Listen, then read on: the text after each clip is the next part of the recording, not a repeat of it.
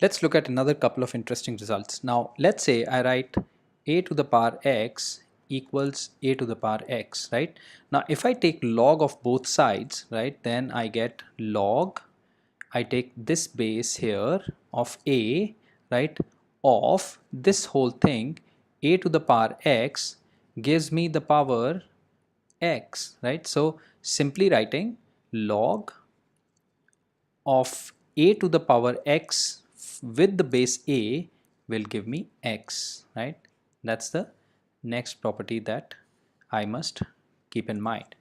Then the next property that I will keep in mind, let me start with a to the power x being equal to a to the power x, right? So when I take log of both sides, right, or when I take when I take the log of both sides, I get log of 8x equals log base a of x, right? Now if let's say I were to convert one of these back into the a to the power x form, then this a, right, its power log base a of x will be equal to x, right? So all I've done is I've used this here. Let me use another color. So I have used this base to the power this whole thing equals x, right? So basically these four are important results that are going to be useful for my subsequent computations, right? Now I'm going to from here jump into the properties of logarithms, some of the important properties of logarithms.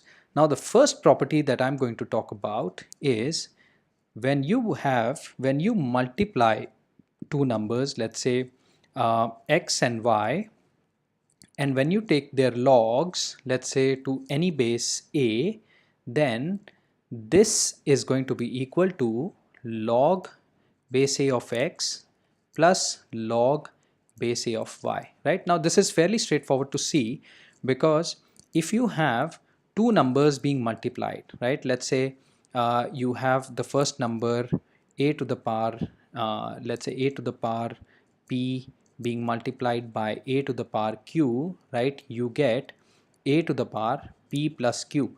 Essentially exactly this thing is being replicated in logs, right? So the log of this product, right, is going to be the log of this power plus this power, right? So the power of this product is going to be this power plus this power, right?